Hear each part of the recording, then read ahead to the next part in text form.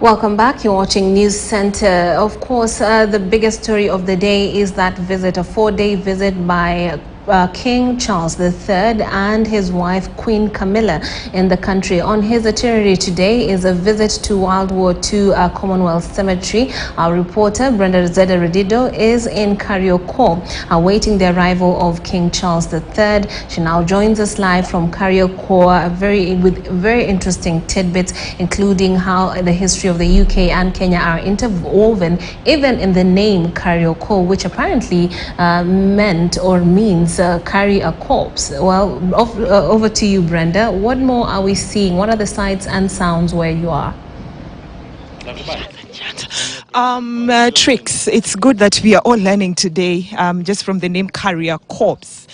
We initially knew it as Kariokor, but today we got to learn more about this place. What you're seeing right now, Tricks, are just some of the live pictures of what is happening here at the Commonwealth War Grave. This is where World War I veterans have been buried. Kenyans were helping the British government carry the war items just to try and help them win the World War I. But then, Tricks, of importance, if I may ask Kim May, just to give you a picture of some of the senior government officials already here. We are seeing Nairobi Governor Johnson Sakaja is already here, and also Prime Cabinet Secretary Musalia Mudavadi. Musalia Mudavadi is also here, and just in readiness of welcoming the King and the Queen, who are expected here any time from now. Initially, we had a bit of some signals that they're arriving, but then clearly those signals were not the right ones. But then, Tricks, when we are talking about carrier corpse, you know, save for the repute for being a burial site and a place for cottage industries, there's no hint, Tricks, to suggest that carrier corpse, I need to say carrier corpse and not Kariokor, was a recruitment depot for African laborers conscripted into the war. About 59 graves have so far been identified here, and they have, on those graves, it's been inscripted the names of the African warriors who were helping the British army in the World War I. And the role of the Africans was to serve as porters and providing military labor such as cooking, digging trenches, building roads and bridges, among other risky and energy-sapping tasks. And, you know, known as the carrier corps, the Africans support fighters carried on foot everything the British soldiers required, be it food, ammunition, or maybe even equipment that the British army needed for this war. And so many Africans died of sickness or on the battlefield, and this is information that even we are gathering right now on the ground. And the carrier corps say the ones who survived, some of the war veterans who are here today, will be talking to the King, King Charles III. The carrier corps say they succumbed to, some of their colleagues succumbed to hunger, poor medication, mistreatment, and physical and harsh physical conditions. And the World War Grave the World War Grave Commission says that currently they are in that process of trying to identify some of the grounds that have not yet been identified. Tricks, I'm just trying to, if you may see, we are trying to make our way round to try and talk to the Prime Cabinet Secretary, Musalia Mudavadi. And as we reach Musalia Mudavadi, as you can see, this is just some of the war veterans who are here waiting for the arrival of Queen Charles III and Queen Elizabeth. Of course, there's some medals that they will be given. They've already done rehearsals about that, and they've been accompanied by some of their relatives. And here, of course, we can also see some of the senior government officials. We're seeing Nairobi Governor Johnson Sakaja right there. And these are just some of the Kenyans who are here waiting for the arrival of the King. I can see Prime Cabinet Secretary Musalia Mudavadi. I don't know whether he is in a position to talk to KTN News. Let me just try and get a hold of the Prime Cabinet Secretary. Prime Cabinet Secretary Musalia Mudavadi, you're live on KTN News. Yeah. We can see you're ready to welcome the Prince, right? I mean, King Charles III and Queen Elizabeth. What does it mean for him to come to this war grave? Well, it's a war memorial grave, and I think he is programmed to honor some of the war veterans. These are people who were engaged in the Second World War. And you know, it took a toll on many people. And then since we are also a Commonwealth country, we were fighting on the same side in those wars. So this is a very, very significant moment to be able to reflect on that historical journey together. And you know, we've just shown our viewers some of the live pictures of the war veterans who were here. And Kenya will be thinking about compensation. Well, that was the World War at that time. I think what is important is that let's take each issue a step at a time. Today, it's the visit. It's a moment of him honoring the war veterans. And then if there are other issues that can be discussed a little later. And finally, in a minute, as we wind up this interview with you, the King and the Queen coming here, of what significance is it for the Kenyan government? It is significant. We are a member of the Commonwealth. The Commonwealth has got 56 countries. Okay? Now, for this to be the first nation for the King to visit since ascension to the throne, it speaks volumes for Kenya. Two, you will recollect that the Queen, his mother, got to know that she had become Queen while she was on the Kenyan soil.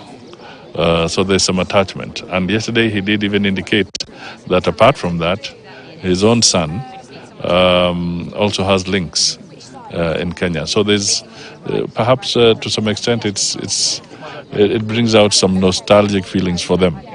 But we see this visit also as a very strong statement on the diplomatic mission that the President of Kenya has been pursuing. He has catapulted Kenya's profile in the international arena, and we cannot downplay that at all. So this visit is significant to that extent. But also remember, the Commonwealth is a bloc of countries that holds a third of the world's 7 billion population.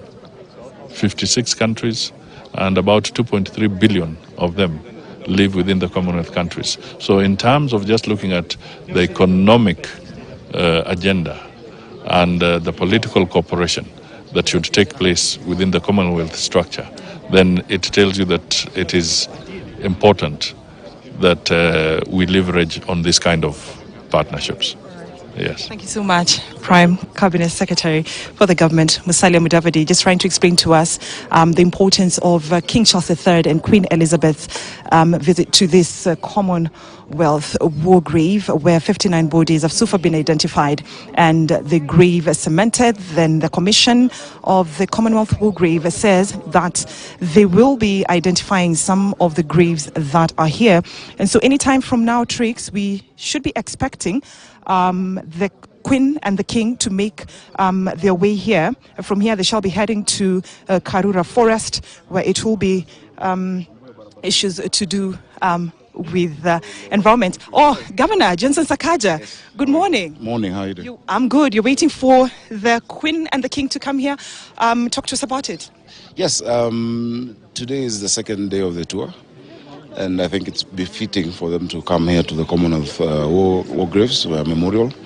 It coincides with work that is being done together with the Commonwealth Secretariat on engaging the community, in really having this as part of the experience. The history is really rich, the heritage. Many of us have been coming here since we were children in this community, and so it's really fitting, for him to come and to pay, respect. If you look at the tombstones, they're all, Kenyans, from different parts of different communities who are engaged in the wars, and so we're really happy that we have this today. Yeah. And as a county government, how are you going to work with the War Grave Commission in terms of preserving these precious lives that were lost here? We've been working with them quite closely, my lands department, as well as the environment department. As you can see, the place is well kept, but mainly to prevent the attempted grabbing of land. There have been various attempts to grab this land over the years, but we have stood firm to protect it, because it is a heritage that even we want our children and their children to be able to understand this history. There's a huge project that is being done, for community engagement. I'm sure you've seen those drawings and the designs that are there. Right next to it, we have one of our most historic pitches, Umeme Grounds, where we've had Kothbiro, since 1978, and we want to see how, as a county, we can still partner with them, because that is part of the heritage of the community. We have an affordable housing project as well, just behind here, that we broke ground with the president, and so everything fits in, to what we're doing today. And lastly, in a minute, because we need to take our position, a fixed position, because the King and the Queen are about to arrive, the King's and the Queen's visits for Nairobians. It's a very significant visit. Number one, this is the first city that the King and the Queen have visited since they assumed, since their coronation, the first Commonwealth city in the world. And many people don't know that Nairobi is also the first Commonwealth city that got a Commonwealth charter, in 56. No other Commonwealth city had gotten a charter at that point, meaning Nairobi joined the Commonwealth even before Kenya did, as it were. And so it's really, it's an honor, and it's exciting. We recalibrate our relationship.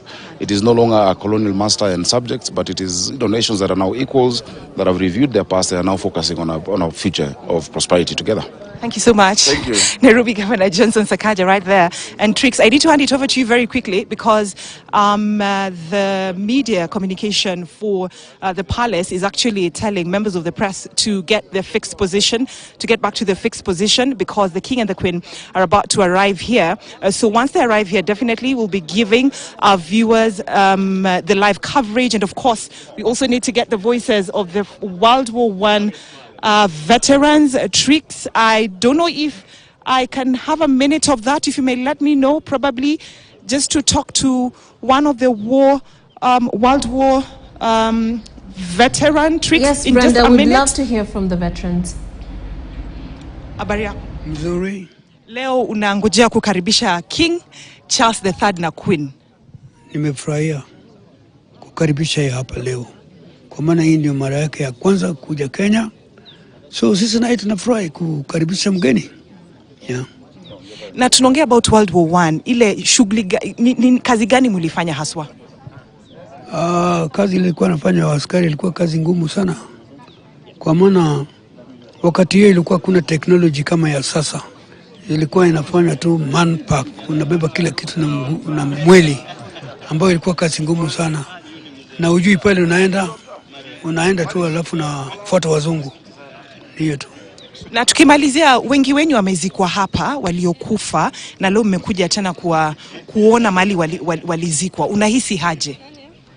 Nasikia mzuri sana, kama mimi narudi kuona kaburi ya ile wote tulikuwa naye imekufa. Na mimi nafurahi sana kuona watu wa British wanakumbuka watu yao walipigana nayo. Hiyo tunafurahi sana. Na tena tunafurahi kama sisi naye tuna visit wale watu ile iko UK, tuone hao marafiki yetu, tuongee nao. Yeah.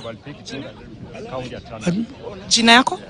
Jina yangu ni ex-warrant officer 2 Michael Dea Nyagudi.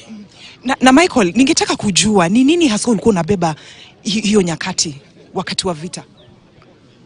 Unabeba chakula, unabeba bunduki, unabeba nguo ya kuchange,